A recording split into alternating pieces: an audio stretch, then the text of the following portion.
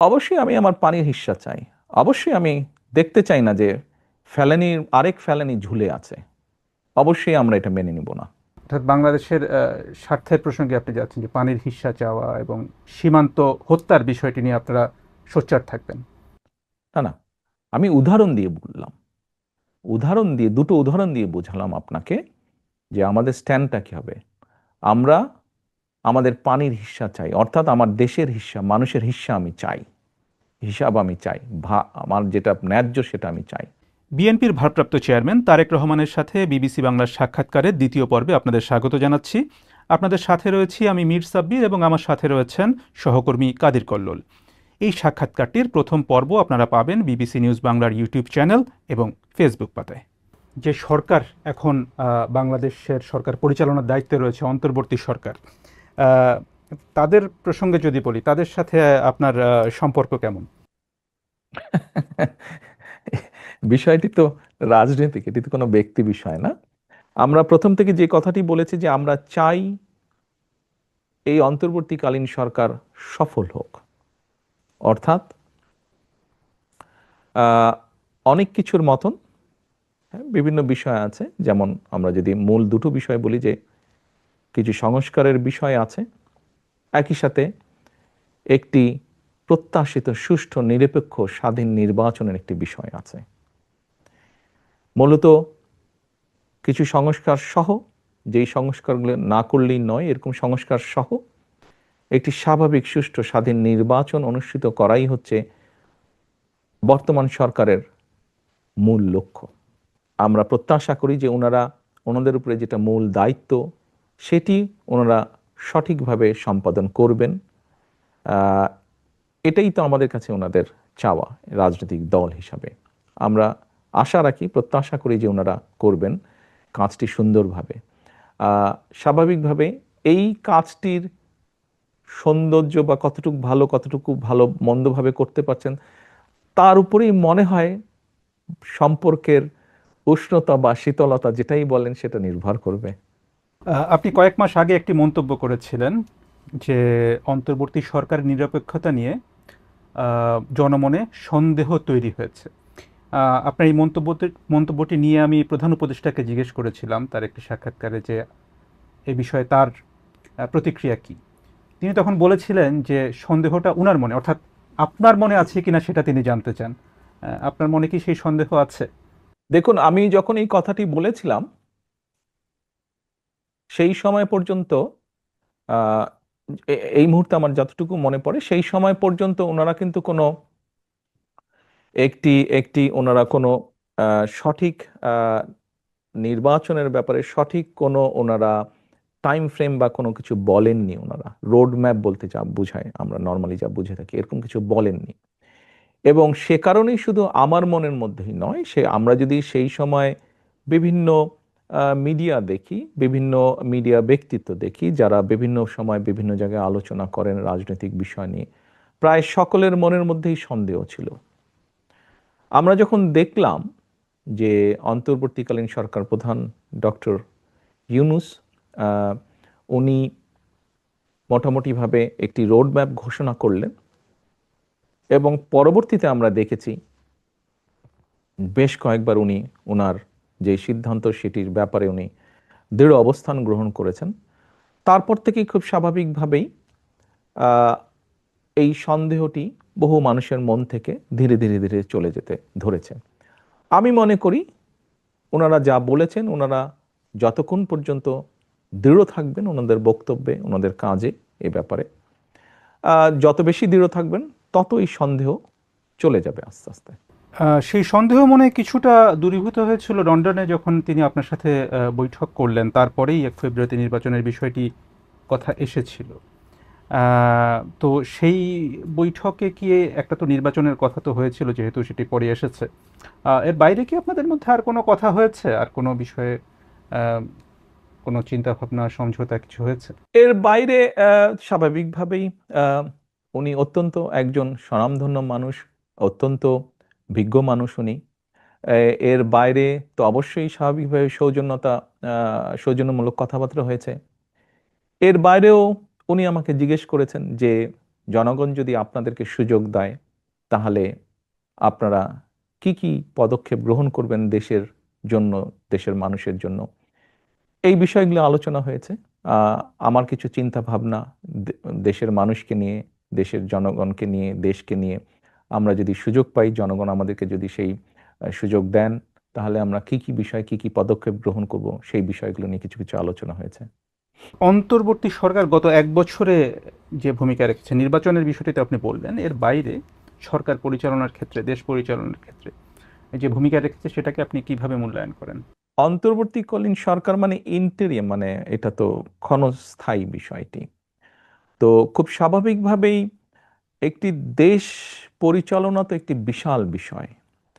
আমরা হয়তো ভূখণ্ডের ভিত্তিতে যদি বিবেচনা করি, হয়তো বাংলাদেশকে অনেকে বলবে ছোট দেশ, কিন্তু আমরা যদি জনসংখ্যার ভিত্তিতে বিবেচনা করি, বাংলাদেশ পৃথিবীর অনেক ভূখণ্ড হিসাবে বড় দেশ, এরকম অনেক দেশের থেকে অনেক বড়। কিন্তু ইউকের জনসংখ্যা 7 কোটির মতন, বাংলাদেশের জনসংখ্যা ±20 কোটির মতন এখন, কাজে ইউকের 3 গুণ বড়।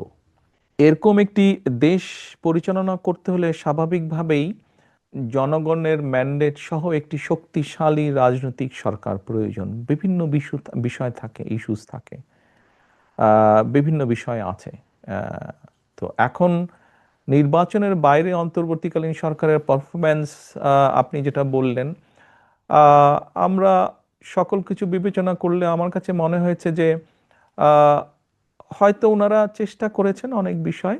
সব ক্ষেত্রে সবাই তো আর সফল হতে পারে না। স্বাভাবিকভাবে ওনাদের লিমিটেশনস কিছু আছে। সেই লিমিটেশনসের মধ্যে ওনারা হয়তো চেষ্টা করেছেন, যতটুকু পেরেছেন হয়তো চেষ্টা করছেন। আমি একটু পেছনে তাকাতে চাই। সেটা হচ্ছে যে ভাই, আমরা তো সামনে যেতে চাই, আপনি পিছনে কেন যাচ্ছেন? দেশকে সামনে নিতে হবে। মানে পেছন থেকেই তো শিক্ষা নিয়ে সামনে এগোতে হয়। তো পেছনের একটা বিষয়, সেটা হচ্ছে যে 11 সরকার বা সেনা সমর্থিত সরকার, সেই সময়টা নিয়ে রাজনীতিতে অনেক আলোচনা আছে। এমনি আপনার মূল্যায়নটা কি সেই সময়টাকে ঘিরে? এক বাক্যে বা সংক্ষেপে যদি বলতে হয়, 11 সরকার তো একটি উদ্দেশ্য প্রণোদিত, অসৎ উদ্দেশ্য প্রণোদিত একটি সরকার ছিল। আমরা দেখেছি তা সেই সরকার আসলে আহ, কিভাবে দেশের যতটুকু, যেমনই হোক, বিভিন্ন ঘাত প্রতিঘাতের মধ্যে দিয়ে যতটুকুই রাজনীতি গড়ে উঠেছিল, গণতান্ত্রিক ভিত্তি ধীরে ধীরে গড়ে উঠছিল, ভুল ত্রুটি সবকিছুর ভিতর দিয়ে। কিন্তু আমরা দেখেছি যে কিভাবে তারা সবকিছু ভেঙে গুঁড়িয়ে দিতে চেয়েছিল, বিরাজনীতিকরণ করতে চেয়েছিল, দেশকে একটি অন্ধকার দিকে নিয়ে যেতে চেয়েছিল। পরবর্তীতে দেখেছি যে খুব সম্ভবত তাদেরই ভিন্ন আরেকটি রূপ অন্যভাবে দেখেছি আমরা, in the name of democracy. 2004 সালে আমি আপনার একটি সাক্ষাৎকার নিয়েছিলাম ঢাকায়। সে সময় আপনি বলেছিলেন যে বাংলাদেশের রাজনীতিতে একটি পরিবর্তন আনা, সেই কথা আপনি বলেছিলেন। তো বিএনপির রাজনীতিতে আসলে কতটা পরিবর্তন হয়েছে, বা ভবিষ্যৎ বিএনপি বা কেমন হবে? আমাদের রাজনীতির মূল লক্ষ্য বা উদ্দেশ্য হচ্ছে জনগণ, দেশ, দেশের সার্বভৌমত্ব। আমরা দুটো বিষয় নিয়ে বাংলাদেশে বড়ই খুব, মানে আমরা গর্ব করি, অহংকার করি। একটি হচ্ছে বাংলাদেশের গার্মেন্টস শিল্প, আর একটি হচ্ছে বাংলাদেশের প্রবাসীরা দিন রাত পরিশ্রম করে যে কষ্টার্জিত বৈদেশিক মুদ্রা পাঠান, সেটি। এই দুটোই কিন্তু বিএনপি শুরু করেছিল। আমরা দেখেছি বিএনপির সময় শুরু হয়েছিল প্রবাসীদের বিদেশ যাওয়া, একই সাথে গার্মেন্ট শিল্পের যে প্রসার। এর বাইরেও যদি আমরা দেখি 1974 সালে যে দুর্ভিক্ষটা হয়েছিল, পরবর্তীতে শহীদ রাষ্ট্রপতি জিয়াউর রহমান যখন দেশ পরিচালনার দায়িত্ব পেলেন, আমরা দেখেছি কিভাবে ধীরে ধীরে দুর্ভিক্ষ পীড়িত একটি দেশকে খাদ্যে স্বয়ংসম্পূর্ণ করে, শুধু স্বয়ংসম্পূর্ণ না, অল্প পরিমাণ করে হলেও আমরা কিন্তু সেই সময় বিদেশে খাদ্য রফতানি, চাল রফতানি করেছিলাম।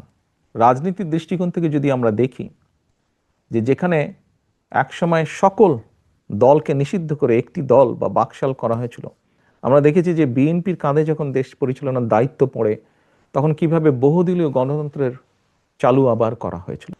কাজেই বিএনপির কর্ম, পরিকল্পনা, ভবিষ্যৎ। আপনি বললেন অতীত থেকে শিক্ষা নিতে হবে। ইয়েস, আমরা অতীতে এই ভালো কাজগুলো করেছি, ভবিষ্যতে ইনশাল্লাহ এই বিষয়গুলো কনসিডারেশন রেখেই আমরা সামনে এগিয়ে যাব। আমাদের অন্যতম মূল লক্ষ্য হবে ভবিষ্যৎ বিএনপির গণতন্ত্রের যে বুনিয়াদ, একটি শক্তিশালী বুনিয়াদ তৈরি করা, জবাবদিহিতা তৈরি করা। কিন্তু বাংলাদেশের রাজনীতিতে একটা অভিযোগ সবসময় থাকে, যখন যারা চেয়ারে বসে জবাবদিহিতার প্রশ্নটা তখন থাকে না, মানে এড়িয়ে যায়। এই ধরনের একটা অভিযোগ সবসময় ছিল সব রাজনৈতিক দল বা যারা এই সরকারে এসেছে। দেখুন, অভিযোগ থাকতে পারে। আমি আগেই তো বলেছি, একটি বিষয়ে বিভিন্ন জনের বিভিন্ন রকম অভিযোগ থাকতে পারে। এখন অভিযোগ নিয়ে তো আর বলা যাবে না, কিন্তু অভিযোগটা কনসিডারেশন অবশ্যই রাখবো। আমি এখন, আপনি যেহেতু আমার কাছে জানতে চেয়েছেন, আমি আপনাকে এইটাই বলেছি। আপনি জানতে চেয়েছেন ভবিষ্যৎ কেমন হবে, আমি আমার অভিজ্ঞতা দিয়ে যা দেখেছি, বুঝেছি, জেনেছি, আমি আপনার সামনে সেটাই তুলে ধরলাম। অভিযোগ এই দেশেও আছে, কিন্তু আপনি যা জানতে চাইছেন এটি তো আমি একমাত্র সুযোগ যদি পাই, আমি ইনশাল্লাহ সুযোগ পেলে পরে তখন আস্তে আস্তে জিনিসটি প্রমাণ করা সম্ভব হবে। হ্যাঁ, এটাও বাস্তবতা, প্র্যাগমেটিক কথা যেটা, বাস্তব কথা যেটা, আমি সুযোগ পেলে যে সাথে সাথেই বিষয়টি হবে তা না। কারণ আমি সুযোগ পেলে আপনাকেও বুঝতে হবে, আপনিও কিন্তু দেশ গঠনের একটা পার্ট। কাজেই আপনার মতন এরকম লক্ষ কোটি মানুষকে বিষয়টি বুঝতে হবে। শুধু এতটুকু বলতে পারি যে yes, we are committed, we will try our best to do, perform best to do that. জবাবদিহিতার কথা বলছিলেন, এই প্রসঙ্গে বলি, গত 15 বছর আপনি নির্বাসনে থেকে দলকে নেতৃত্ব দেওয়ায় এটা একটা ভিন্ন পরিস্থিতি। নেতৃত্ব নিয়ে আপনার চিন্তাধারায় কি ধরনের পরিবর্তন এসেছে, আপনি কি অনুধাবন করেন? গত 17 বছর প্রবাস জীবনে আছি, এবং অনেকগুলো বছর আমি বাংলাদেশের সাথে 5 থেকে 6 ঘন্টা টাইম ডিফারেন্স, ডিস্টেন্স ডিফারেন্স তো আছেই, রিচিং ডিফারেন্স একটা ডিফিকাল্টিস তো আছেই। এটি একটি বেশ কষ্টসাধ্য ব্যাপার। এক্ষেত্রে প্রথমেই আমি আমার পরিবার, অর্থাৎ আমার স্ত্রী এবং আমার সন্তানকে আমি এখানে ধন্যবাদ দিতে চাই। কারণ তাদের সহযোগিতা না থাকলে হয়তো এই ডিফিকাল্ট কাজটি করা আমার জন্য আরো ডিফিকাল্ট হতো। ওনাদের সহযোগিতা ছিল, সেজন্য আমার পক্ষে সম্ভব হয়েছে। একই সাথে আমি আবারও ধন্যবাদ দিতে চাই আমার হাজারো লক্ষ নেতাকর্মীকে, যারা এই ডিফিকাল্টিজের মধ্যে থেকেও আমাকে সহযোগিতা করেছেন দলকে সুসংগঠিত রাখতে, দলকে রাজপথে নিয়ে যেতে, শত অত্যাচার বাধা বিঘ্নর মাঝেও জনগণের কথা তুলে ধরতে, জনগণের দাবির ব্যাপারে সোচ্চার থাকতে। আপনি জিজ্ঞেস করেছেন মনে হয় যে এখান থেকে কি কি দেখেছি, শিখেছি বা জেনেছি। আমি মনে করি যে এই দেশ থেকে ভালো যা কিছু দেখেছি বা শিখেছি, দেশের নাগরিক হিসাবে, এবং যেহেতু আমি একজন রাজনৈতিক কর্মী, হয়তো আমার একটি সুযোগ আছে ভালো কিছু করার জন্য দেশের। যদি আমি ইনশাল্লাহ সেই সুযোগটি পাই, তাহলে সেই সুযোগটিকে যতটুকু সম্ভব দেশের মানুষের জন্য বা দেশের জন্য কিছু করার, এইভাবেই বিষয়টিকে আমি বিবেচনা করি। কূটনীতির প্রসঙ্গে আসি, যে বিএনপি যদি সরকার গঠন করে, তবে কূটনীতির ক্ষেত্রে বিএনপির মূলনীতি কি হবে? Good question. বিএনপির মূলনীতি একটাই, সবার আগে বাংলাদেশ। কূটনীতির ক্ষেত্রে বিএনপির নীতি সবার আগে বাংলাদেশ, আমার জনগণ, আমার দেশ, আমার সার্বভৌমত্ব। এটিকে অক্ষুণ্ণ রেখে, এটি স্বার্থ বিবেচনা করে, এটি স্বার্থকে অটুট রেখে বাকি সবকিছু। এটা কি বৈশ্বিক রাজনীতির একটা প্রভাব বলা যায়? কারণ আপনি যদি বিভিন্ন দেশে দেখেন, এমনকি ডোনাল্ড ট্রাম্পও আমেরিকা ফার্স্ট একটা স্লোগান দিয়ে কিন্তু এসেছিলেন। না, ওদেরটা ওরা বলেছে। আমি ভাই বাংলাদেশি, আমার কাছে বাংলাদেশের স্বার্থ বড়, আমার কাছে বাংলাদেশের মানুষের স্বার্থ বড়। কাজে কে কি বললো আমার কিছু যায় আসে না, আমার হচ্ছে সবার আগে বাংলাদেশ। সিম্পল, কমপ্লিকেট করার কিছু নেই, এটা সিম্পল ব্যাপার। আচ্ছা, বিগত সরকারের সময় বাংলাদেশের প্রতিবেশী দেশ ভারতের সাথে যেই সম্পর্ক ছিল, সেটা নিয়ে অনেক সমালোচনা রয়েছে। তো ভারতের সম্পর্কে আপনাদের নীতি কি হবে ভারতের সাথে সম্পর্কের বিষয়ে? আমার মনে হয় আমার প্রথম, আপনি একটু আগে যে প্রশ্নগুলো সেখানে বোধহয় আমি ক্লিয়ার করে দিয়েছি ব্যাপারটা। আমি ক্লিয়ার করেছি পুরো ব্যাপারটা সবার আগে বাংলাদেশ। এখানে বাংলাদেশের তো আপনি পার্টিকুলার একটি দেশের কথা বলেছেন, এখানে ওই দেশ বা অন্য দেশ তো বিষয় না। তো মানে বিষয় তো হচ্ছে ভাই বাংলাদেশ। আমার কাছে আমার স্বার্থ, আমি আগে আমার দেশের মানুষের স্বার্থ দেখবো, আমার দেশের স্বার্থ দেখবো, ওটাকে আমি রেখে তারপরে আমি ওটাকে ওটাকে আপহোল্ড করে আমি যা যা করতে পারবো আমি তাই করব। বাংলাদেশের স্বার্থ আপনারা সবার আগে নেবেন, সেটা আপনি পরিষ্কার করেছেন। ভারতের কথা বিশেষভাবে আসছে যেহেতু সেটি বাংলাদেশের প্রতিবেশী দেশ এবং বাংলাদেশের তিন পাশেই এই দেশটি সীমান্ত রয়েছে।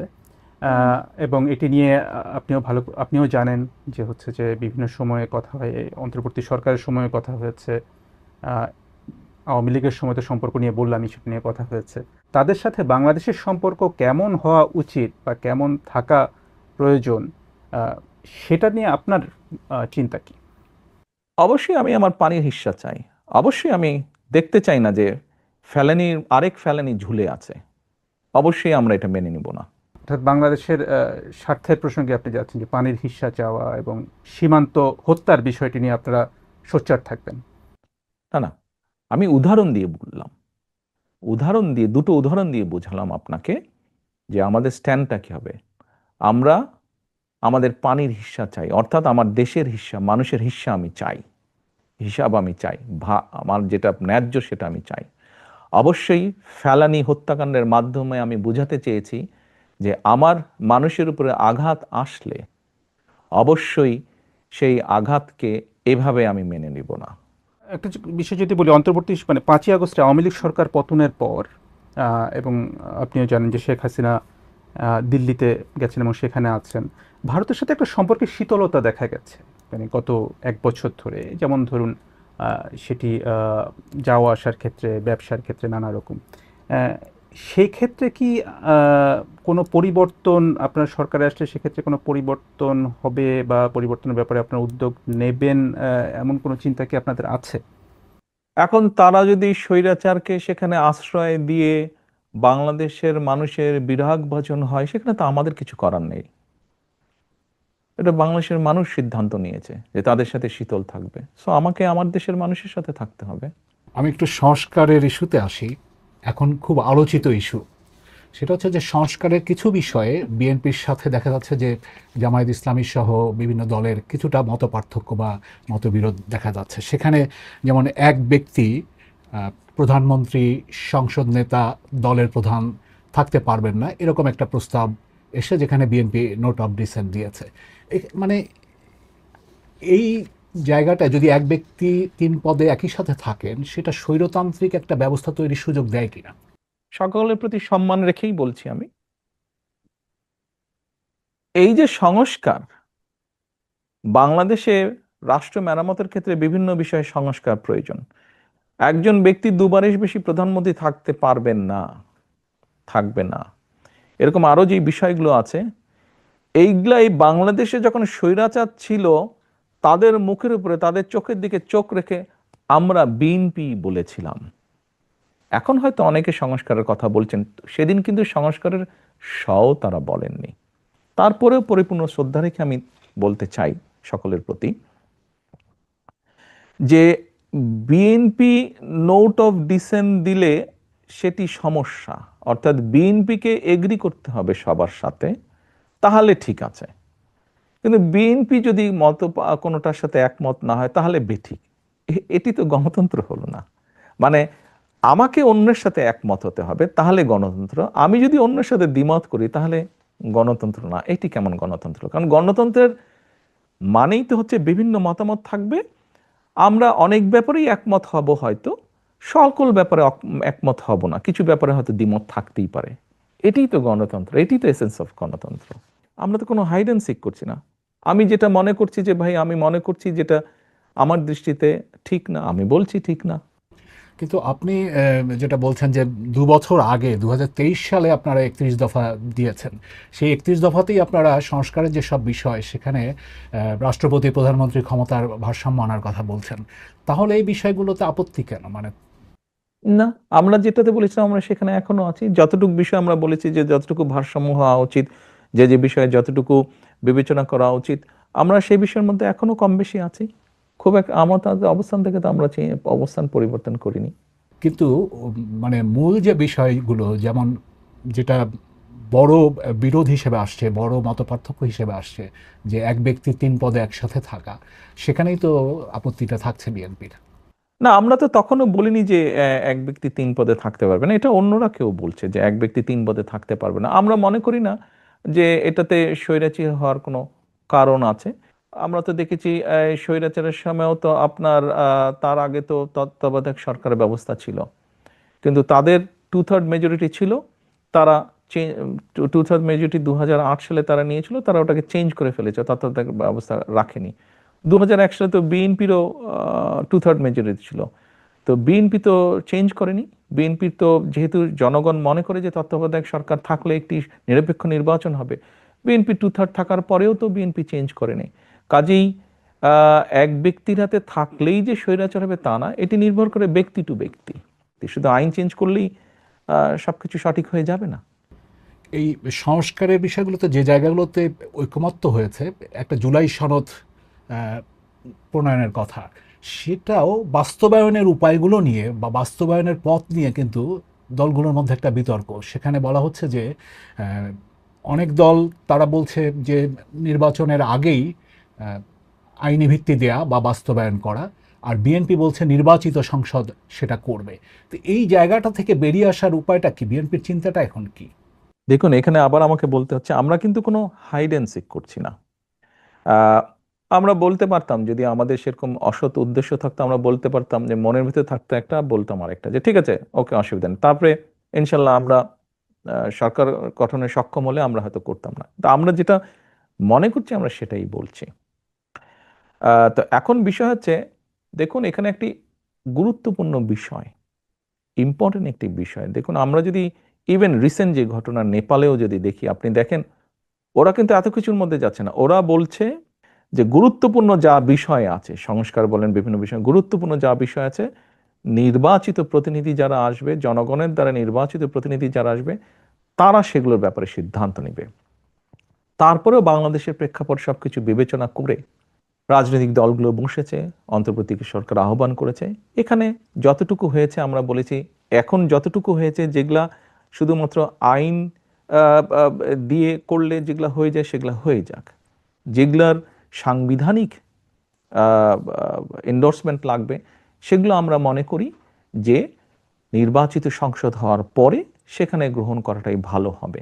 কারণ আপনি যদি নির্বাচিত সংসদের কথা বলছেন, অথচ তাকে বাদ দিয়ে যদি আপনি আউট অফ দি বক্স যদি আপনি কিছু করেন এবং এটা যদি রেওয়াজ হয়ে যায়, তাহলে এটা আমরা মনে করি যে এটা সাংবিধানিকভাবে হোক, আইনগতভাবে হোক, যে দৃষ্টিকোণ থেকে বিচার বিবেচনা করেন না কেন, ভবিষ্যতের জন্য এটা একটি খারাপ দৃষ্টান্ত হয়ে থাকবে এবং সেজন্য আমরা যেটা দেশের জন্য সামগ্রিকভাবে ক্ষতির একটি কারণ হবে। সেজন্যই আমরা এটার সাথে একমত না। এখন বিএনপির যেহেতু 31 দফা আছে, যদিও যেসব বিষয়ে আলোচনায় এসছে অনেক বিষয়ে মিল আছে, তো বিএনপি যদি ক্ষমতায় আসে বা সরকার গঠন করে, তখন 31 দফা নাকি জুলাই সনদ, কোনটা অগ্রাধিকার পাবে? আমরা যেগুলোতে একমত হয়েছি প্রথমে আমরা সেগুলোর উপরেই জোর দিব, সেটা আপনি যে নামেই বলেন না কেন। স্বাভাবিকভাবে আমরা ঐক্যমত কমিশনে যেগুলোতে সকলে মিলে একমত হয়েছি, আমরা প্রথমে সেগুলোতে, আমরা সরকার ইনশাল্লাহ সরকার গঠনের সুযোগ পেলে আমরা প্রথমে সেগুলোতেই অবশ্যই জোর দিব। আর তারপরে আপনি যেটা 31 দফার কথা বললেন, অবশ্যই 31 দফা আমাদের রাজনৈতিক কমিটমেন্ট জনগণের প্রতি। আমরা তো আমাদের 31 দফার মধ্যে যেগুলো এটার সাথে মিলিয়ে গিয়েছে, এর ভিতরে যেগুলো মিলিয়ে গিয়েছে সেগুলো তো আমরা করবো। এর বাইরে যেগুলো থাকবে 31 দফার মধ্যে আছে কিন্তু এর বাইরে আছে, আমরা আমাদের 31 দফা বাস্তবায়ন করব, কারণ ওটা তো আমাদের পলিটিক্যাল কমিটমেন্ট। এটাও যেমন পলিটিক্যাল কমিটমেন্ট, ওটাও আমাদের পলিটিক্যাল কমিটমেন্ট। এটা আমরা রাজনৈতিক দলগুলো মিলে একত্রিত হয়ে বলেছি, ওটাও আমরা অনেকগুলো রাজনৈতিক দল একত্রিত হয়েই কিন্তু 31 দফা দিয়েছি। রাজনীতি থেকে একটু ভিন্ন প্রসঙ্গে যাই। আপনাকে সম্প্রতি প্রাণী অধিকার রক্ষা নিয়ে বেশ সোচ্চার দেখা গেছে। সংক্রান্ত অনুষ্ঠানে আপনি যোগ দিয়েছেন, রাজনৈতিক অনুষ্ঠানের বাইরে আপনার পোষা বেড়ালের সাথে আপনার নিয়মিত ছবি দেখা যায় সামাজিক যোগাযোগ মাধ্যমে। তো এটা আপনার কাছে গুরুত্বপূর্ণ হয়ে উঠলো কিভাবে? প্রথমত এখানে একটু ক্লিয়ার করি, বিড়ালটি আহ, এটা আমার মেয়ের বিড়াল প্রথমত। তো আহ, ও এখন অবশ্য সবারই হয়ে গিয়েছে, আমরা সবাই ওকে আদর করি। বিষয়টি এরকম, শুধু বিড়াল নয়, আমরা যখন, আমি এবং আমার ভাই যখন ছোট ছিলাম, আমাদের একটি ছোট কুকুরও ছিল। ইভেন তখন আমাদের বাসায় আম্মা, উনি হাঁস মুরগি পালতেন, ছাগলও ছিল আমাদের বাসায়, উনি ছাগলও কয়েকটি পালতেন। তো স্বাভাবিকভাবেই আপনি যেই দৃষ্টিকোণ থেকেই বলেন, পোষা কুকুর বিড়ালই বলেন, ও বাই দ্য ওয়ে, কবুতরও ছিল আমাদের বাসায়। শুধু কবুতর না, আমাদের বাসায় আপনার ছোট ছোট একটি বিরাট বড় একটি খাঁচা ছিল, সেই খাঁচার মধ্যে কিন্তু পাখি ছিল বিভিন্ন রকমের। এবং আবার আরেকটি খাঁচা ছিল যেটার মধ্যে একটা ময়না ছিল। তো ময়নাটা আমরা বরিশাল থেকে এনেছিলাম। ও আবার বরিশালী ভাষায় কথাও বলতো, টুকটুক করে মাঝে মাঝে কিছু কিছু কথাও বলতো। তো কাজেই এই বিষয়টি হঠাৎ করেই না, এই পশু পাখির প্রতি যেই বিষয়টি, এটির সাথে আমি কম বেশি ছোটবেলা থেকে আমি জড়িত আছি। হয়তো এটি এখন প্রকাশ পেয়েছে বিভিন্নভাবে, বাট এটির সাথে আমি বা আমার পরিবার, আমরা অনেক আগে থেকেই আছি। কুকুর বিড়াল ছিল, গরু, ছাগল ছিল, হাঁস মুরগি ছিল, পাখি ছিল, ময়না ছিল, কবুতর ছিল। ধর্মীয় দৃষ্টিকোণ থেকে যদি আমরা চিন্তা করি, মানুষ আমরা, আমাদেরকে আল্লাহ সৃষ্টির সেরা জীব হিসেবে তৈরি করেছেন। আমাদের দায়িত্ব কিন্তু আল্লাহর সৃষ্টি যা কিছু আছে প্রকৃতির, তার প্রতি কিন্তু যত্ন নেওয়া আমাদের দায়িত্ব। এটি একটি বিষয়। আর আমরা যদি মানবিক দৃষ্টিকোণ অথবা আমরা যদি নেচার থেকেও বিষয়টি দেখি, দেখুন, ওরা না থাকলে কিন্তু আমাদের জন্য বেঁচে থাকা কষ্টকর। প্রকৃতি যদি না থাকে, প্রকৃতির ব্যালেন্স যদি না থাকে, এই আলোচনা শুরু হওয়ার আগে কিন্তু আমরা তিনজন কিন্তু, আপনার দুজন এবং আমরা কিন্তু ওয়েদার নিয়ে কথা বলছিলাম। এই ইংল্যান্ডের বা ইউকের ওয়েদার নিয়ে আমরা আলাপ করছিলাম। এবং আমি বলছিলাম যে আমার এই 17 বছর অভিজ্ঞতায় দেখেছি যে ওয়েদার মনে হয় একটু একটু এখানেও চেঞ্জ হয়েছে। আমরা দেখেছি বাংলাদেশে, পত্রপত্রিকায় দেখেছি পলিউশন ঢাকা শহরে। নর্মালি আমরা জানি যে একটি দেশের টোটাল অংশের মধ্যে অ্যাটলিস্ট 25% গ্রিন দরকার, বনায়ন দরকার, ফরেস্টেশন দরকার। এই মুহূর্তে বাংলাদেশে আমি যতটুকু জেনেছি এটি 12%-এর মতন, উইচ ইজ ভেরি ডেঞ্জারাস। তো এইগুলো নিয়ে আমরা কাজ করছি কিভাবে আমরা বাড়াবো। তো যেমন এইগুলো আছে, ঠিক একই সাথে এই যে আপনি পশু পাখি বললেন, এই বিষয়গুলো আছে, নেচারকে যদি আমরা মিনিমাম ঠিক রাখতে না পারি, সেখানে মানুষ হিসাবে কিন্তু আমাদের বসবাস করা কিন্তু খুব কঠিন হয়ে যাবে। কাজে আমাদের নিজেদের স্বার্থেই এই বিষয়গুলো বোধহয় করা প্রয়োজন। যে রাজনীতির কথা যেমন আমরা বলছিলাম, রাজনীতিতে যেমন আপনাকে নিয়ে অনেক আলোচনা আছে, স্বাভাবিকভাবেই সামাজিক মাধ্যমে আপনাকে নিয়ে অনেক আলোচনা আছে, এবং আপনি যে পোস্টগুলো করেন সেটা নিয়ে অনেক আলোচনা হয়। আপনাকে নিয়ে অনেক মিমও তৈরি হয়, অনেক কার্টুন হয়। হ্যাঁ, যেমন একটা মিমের কথা যদি আমি বলি, অনেকে শেয়ার করেছিল যে আপনার সাথে আমরা জুমে কথা বলছি, আপনি জুমে বক্তব্য দেন, এটা নিয়ে একটা মিম তৈরি হয়েছে যে ওয়ার্ক ফ্রম হোম। তো এই ধরনের মিমগুলোকে আপনি কিভাবে দেখেন? আমি এনজয় করি, বেশ বেশ আমি এনজয় করি। আপনি যদি আমাকে জিজ্ঞেস করেন কিভাবে দেখেন, আমি বলবো যে আই এনজয় দোজ। আপনি দেখেন এগুলো, আপনার চোখে পড়ে? হ্যাঁ হ্যাঁ, চোখে পড়বে না কেন, অবশ্যই চোখে পড়ে। তবে এখানে একটি কথা আছে। আমি যেহেতু সোশ্যাল মিডিয়ার বিষয়টি আসলো, আমার মনে হয় এই বিষয়টি একটু অ্যাড করা উচিত। দেখুন, সোশ্যাল মিডিয়া এমন একটি বিষয়, আহ, আমি নিজেও আছি সোশ্যাল মিডিয়াতে কম বেশি, বহু মানুষ আছেন, লক্ষ কোটি মানুষ আছে সোশ্যাল মিডিয়াতে।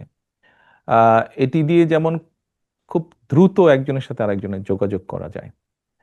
আহ, আমরা মাঝে মাঝে বলি যে দেখেন, অনেক সময় অনেক আলোচনায় আসে, সেমিনার বক্তৃতার আসে, যে ডিনামাইটটা যখন আবিষ্কৃত হয়, ডিনামাইটটা আবিষ্কৃত হয়েছিল আপনার পাহাড় ভেঙে কিভাবে মানুষের চলাচলের জন্য রাস্তাঘাট তৈরি করা যায়, হয়তো কিভাবে চাষের জমি করা যায়, এরকম লক্ষ্যকে সামনে রেখেই, উদ্দেশ্যকে সামনে রেখেই কম বেশি ডিনামাইটের ব্যবহারটা শুরু হয়েছে। কিন্তু পরবর্তীতে আমরা দেখেছি এটি মানুষ হত্যার মতন জঘন্য কাজেও ব্যবহার করা হয়েছে। সোশ্যাল মিডিয়ার ক্ষেত্রে আমি বলতে চাই যে অবশ্যই প্রত্যেকটি মানুষের অধিকার আছে যেহেতু আমরা গণতন্ত্রে বিশ্বাস করি, মানুষের বাক ব্যক্তি স্বাধীনতায় আমরা বিশ্বাস করি, প্রত্যেকটি মানুষের অধিকার আছে তার মতামত প্রকাশ করার। তবে আমরা যদি সকলে এতটুকু সচেতন হই যে আমি আমার মত ঠিকই প্রকাশ করলাম, কিন্তু এই মত প্রকাশের ফলে কি কেউ ক্ষতিগ্রস্ত হলো কি না, এই বিষয়টিকে যদি আমরা বিবেচনায় রাখি, একটি মানুষ ক্ষতির সম্মুখীন হলো কিনা, ক্ষতিগ্রস্ত হলো কিনা, এই বিষয়টিকে বোধহয় আমাদের বিবেচনায় রাখা উচিত। এটি এক নম্বর। দ্বিতীয়ত হচ্ছে সোশ্যাল মিডিয়ার বহুল ব্যবহারের ফলে ডিসইনফরমেশন বা মিসইনফরমেশন এই বিষয়টিও চলে এসছে সামনে, কথাটিও চলে এসছে। একটি জিনিস আমি দেখলাম বা শুনলাম, সাথে সাথেই আমি সেটিতে ঝাঁপিয়ে পড়লাম, না করে আমার মনে হয় ফ্যাক্ট চেক বলে যেই কথাটি আছে সোশ্যাল মিডিয়াতে, এটা সব জায়গায় আছে, এই ব্যাপারেও যদি আমরা একটু অ্যালার্ট থাকি সবাই, এই ব্যাপারে যদি একটু সচেতন থাকি যে ঠিক আছে এটি একটু যাচাই বাছাই করে নেই, যদি সত্য হয় অবশ্যই আমার সেখানে মতামত থাকবে, কিন্তু যদি মিথ্যা হয় বিষয়টি, কেন আমি এখানে মতামত দেবো? একটি মিথ্যার সাথে আমি কেন নিজেকে সংশ্লিষ্ট করব? একটি খারাপ কিছুর সাথে কেন আমি নিজেকে সংশ্লিষ্ট করব? এটি আমি আমার মতামতটা প্রকাশ করলাম।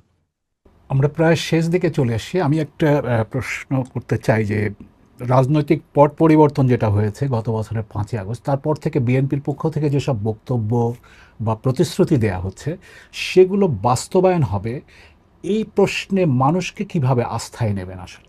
এই প্রশ্নের উত্তরে যদি একটু এইভাবে বলি, স্বাভাবিকভাবেই রাজনৈতিক দল হিসাবে তো আমাদের একটি পরিকল্পনা আছে। আপনাদের বিভিন্ন প্রশ্নের উত্তরে আমি কিছু কিছু বলেছি। তো ব্যাপারটা হচ্ছে এরকম যে দেখুন, এই মুহূর্তে মাঠে আমরা যেই রাজনৈতিক দলগুলো আছি, আমরা ধরে নিতে পারি যে এই রাজনৈতিক দলগুলো ইনশাল্লাহ আগামীতে দেশ পরিচালনা করতে পারে। তার মধ্যে বিএনপিরই কিন্তু দেশ পরিচালনা করার অভিজ্ঞতা আছে। আপনাকে যদি আপনি ধরেন এখন লন্ডন আসবেন, তো আপনি একটা প্লেনে উঠলেন, প্লেনের যে প্লেন চালাবে, উড়াবে, সে যদি আপনাকে বলে যে ভাই আহ, কিছু মনে করেন না, আমার ঠিক লাইসেন্সটা হয়নি এখনো, তবে আমার মনে হয় আমি চেষ্টা করলে আপনাকে নিয়ে যেতে পারবো লন্ডন পর্যন্ত উড়িয়ে, আপনি কি তার সাথে উঠবেন প্লেনে? নিশ্চয়ই আপনি উঠবেন না। আপনি একজন অভিজ্ঞ ড্রাইভারের সাথে উঠতে পারেন, কিন্তু অভিজ্ঞ ড্রাইভারও হয়তো অনেক সময় খেয়াল করতে গাড়ি হয়তো ঠিকই চালাচ্ছে সেফলি, কিন্তু রাস্তায় তো গর্ত খাড়াখন্দ থাকবেই, একটু জার্কিং হতেই পারে, জোরে অনেক সময় ব্রেক হতেই পারে, ঝাঁকুনি লাগতেই পারে, কিন্তু অভিজ্ঞ ড্রাইভার আপনাকে মোটামুটি ঠিকভাবে নিয়ে যাবে, নিয়ে যাওয়ার সর্বোচ্চ সে চেষ্টা করবে, কারণ তার সেই অভিজ্ঞতা আছে। তো কাজেই আমরা যদি দেখি যে ভালো কাজ বা কমিটমেন্ট, আপনি যেটা বলেন বিএনপি করবে কিনা, আমরা তো করেছি, হতে পারে আমাদের দ্বারা কিছু ভুল ত্রুটি হয়েছে। আপনি একটু আগে একটা কথা বলেছিলেন, মানুষ তো অতীত থেকেই শিখে। ইয়েস, আমরাও দেখেছি, আমরাও অতীত থেকে অভিজ্ঞতা অর্জন করেছি, এক্সপিরিয়েন্স অর্জন করেছি যে ঠিক আছে এই কাজটি এইভাবে করলে হয়তো ভুল হয়, এটি আমরা ভবিষ্যতে ইনশাল্লাহ করবো না। বাট আমাদের অভিজ্ঞতা আছে, অভিজ্ঞতার আলোকে আমরা ভালো মন্দর যাচাইয়ের আমরা করতে পারবো। একই সাথে আমাদের কমিটমেন্ট আছে, যে কমিটমেন্ট দিয়ে আমরা ডেলিভারি করতে পারবো এবং আমরা ডেলিভারি করতে চাই।